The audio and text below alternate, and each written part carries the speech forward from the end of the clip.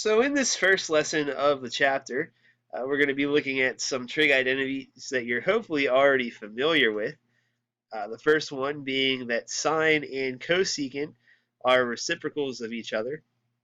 So sine of x equals 1 over cosecant of x, and cosecant of x equals 1 over sine of x. The next pair of trig identities would be cosine and secant. Cosine is 1 over secant of x, and secant therefore is 1 over cosine of x.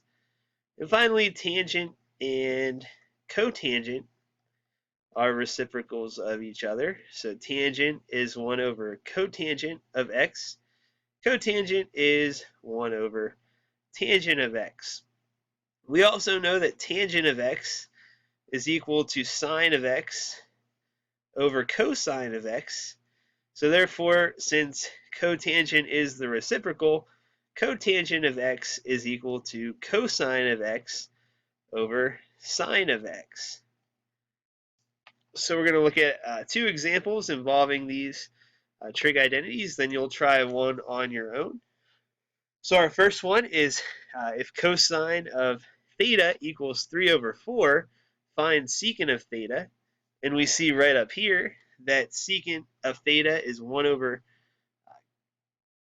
cosine of theta, which is the reciprocal of 3/4. 1 over 3/4 is 4 over 3. The next example we're going to look at is a little more complicated. This time we have secant and tangent. We need to find sine.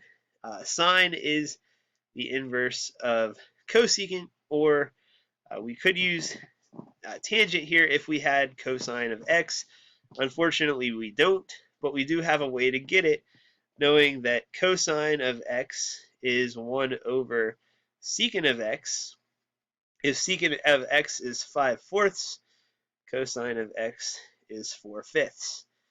So we know that tangent of x is equal to the sine over cosine of x, and therefore we know that 3/4 is equal to sine of x over cosine of x, which is 4/5.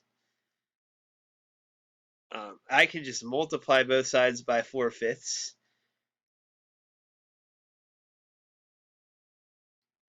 which will get rid of that ugly fraction on this side. And my 4's crossed out on this side to give me 3/5 is equal to sine of x.